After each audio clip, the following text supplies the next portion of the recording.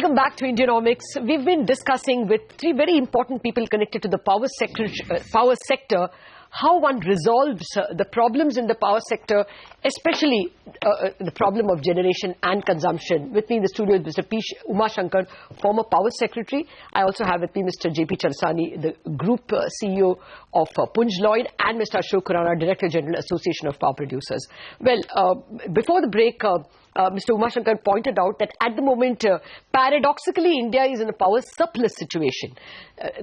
Per capita consumption may be pathetic, but we have more capacity and less consumption, which means the ability to pay and buy power is less than the amount of power available. Okay, directly to you, Mr. Umashankar. How does one hydrate the discoms? Is it only a question of charging higher tariffs? Because in Bombay, I pay 11 rupees per unit. I mean, it's not as if we are not paying enough for power. What does one do? Is it just that power discoms are not charging enough? Or is it something more than that? Across the country, if you see, there are some discoms, I'm sure, who have cost-reflective tariffs. I'm sure there are some discoms. Gujarat is an example one can mention. There could be a few other discoms. Across the country, the majority of discoms, the costs are not, the tariffs are not cost-reflective. They are much below cost. I mean, we used to have figures like 1 rupee 80 paise being lost. I'll take an example, Rajasthan. Rajasthan has come up with a report for Power for All under the direction of Government of India. What they're saying in FY14, 2013-14 is that they are only recovering 60% of the cost of supply, which means that at 4 rupees 50 paise, 40%, which is 1 rupee 80 paise, is lost. Now they're looking at Power for All, the next 5-6 years, they're saying it's going to increase by 60 paise, which will mean that on a power supply cost of 5 rupees, they'll recover 2 rupees 50 paise. How can they run the system? This is what happens. This could be true of a majority of distribution companies. Some could be more, some could be less. So the first thing that one has to look at is to arrest this. The gap between revenue realized and the cost of supply. Now, the gap can be more because those consumers who pay also pay for consumers who steal. Okay. So the non-stealing consumers are paying much more. So you need to arrest that. You need to fix that AT&C losses we keep talking about. So it will be a combination of factors. You will have to keep revising tariffs or rationalize tariffs. You will have to look at reducing losses. You will have to help people conserve energy and so on. There will be a number of things that will be done. So, and you also have to look at the kind of subsidies that are being handed out. Okay. Well, that was what the financial package was supposed to do, for bankers to say that if the state governments don't pay the subsidy, the discom in question will not get the next tranche of money. But that's not happened after 1 year. Mr. Khurana, as a power producer, where do you think the bottleneck should be corrected from the side of the discoms? See, we have tried many financial packages. Now the real time has come and the regulator must fix the mandatory hour of power supply. As Uma rightly said, issue today is how to get consumer demand on the table. And frankly speaking, it is not the affordability. As you said, you are paying 11 rupees. I am paying 9 rupees today. And power to my house should not cost more than 4 rupees. So you have almost about 5 to 6 rupees of inefficiencies built up in the system, which consumers are paying. And we have today 70,000 megawatt of diesel genset working in the country, where consumers are paying almost 15 rupees. So you have this fundamental disconnect between the consumer and the generator, with bankrupt distribution companies in between. Their actual paying capacity of not consumer, but the paying capacity of these discoms have become proxy for demand. Therefore, today we have about 20,000 megawatt of power generating assets which have coal but cannot supply power, do not have PPAs. And what PPAs they have, the entire country is running around 62% of PLF.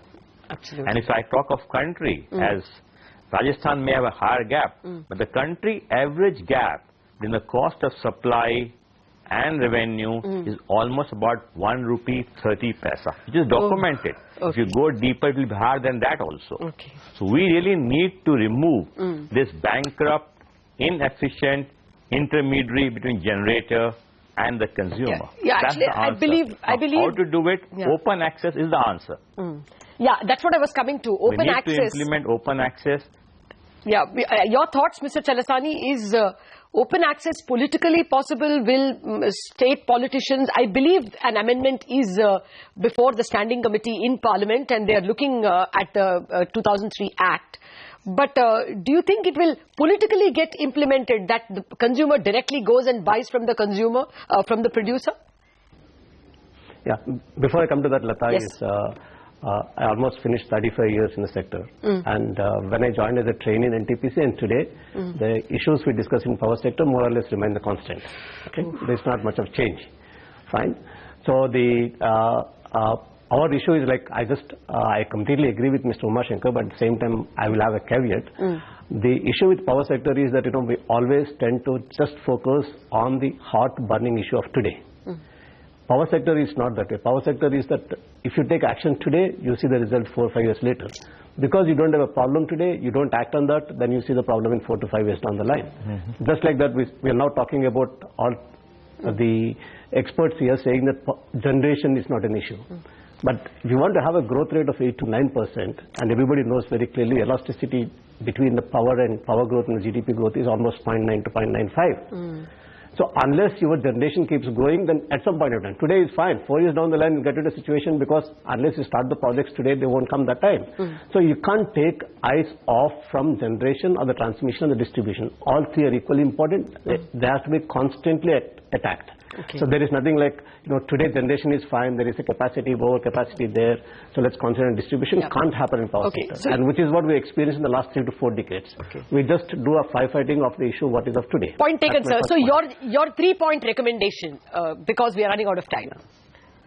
Yeah. So on the distribution segment on this, open access is easy to say about on this, because people like you and me who pay very high tariffs, we say that why should I pay, then why can't I have access directly on this.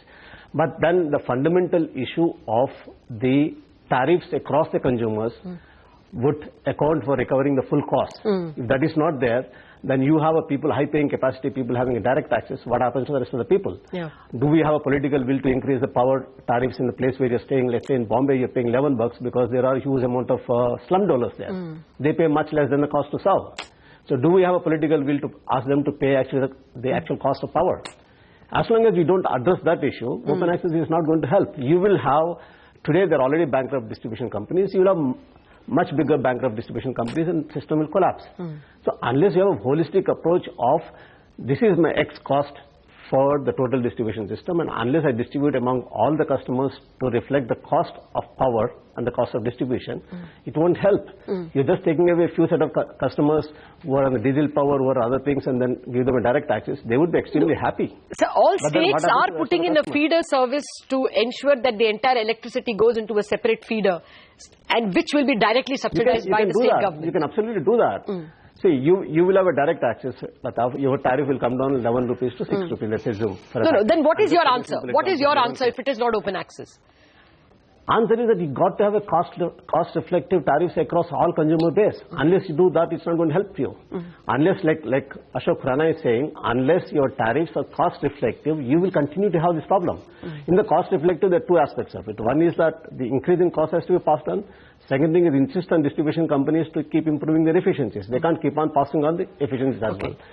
So therefore, both need to be done simultaneously, and unless the tariffs across all customers are cost reflective, we are not able to recover your cost. The sector will continue to be like this, and which we have been. Mr. Chalasani, we are out of time. It is not going to change. We are out of time, sir. 30 seconds for you, Mr. Umashankar. Distribution. We should only look at distribution. It should be a distribution-led growth for the power sector.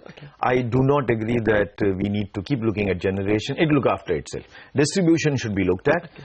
We need to have cost-reflective tariffs, and political will have to be there, otherwise the system will collapse. Okay. Mr. Khurana, 10 seconds. So we all agree it's not an issue of finances or technology. It's a political issue, whether it is open access or cost-effective tariff. Then let's have a political dialogue. It's a message to all the political masters that they need to have a political dialogue with the concerned chief ministers and find a solution. Because the amount of money or technology cannot solve the issue of political will to have tariff and allow the open access. The answer lies in both of these. Point taken. Well, the key takeaways, in the first place, let us start by concentrating on distribution, because at the moment there is a surplus of at least 20,000 megawatts which is generated and not getting consumed. But in the long run, we will have to look at power generation, as well as Mr. Chalasani said, we are basically a power deficit country. And then this is a political question, it's not a technological question. So, gentlemen, my next set of guests on the power sector will be, I hope, Mr. Piyush Goyal, the Jharkhand Chief Minister, and perhaps the Chief Minister of a more well-run state like Gujarat. Thank you very much for joining me in this discussion on the power sector.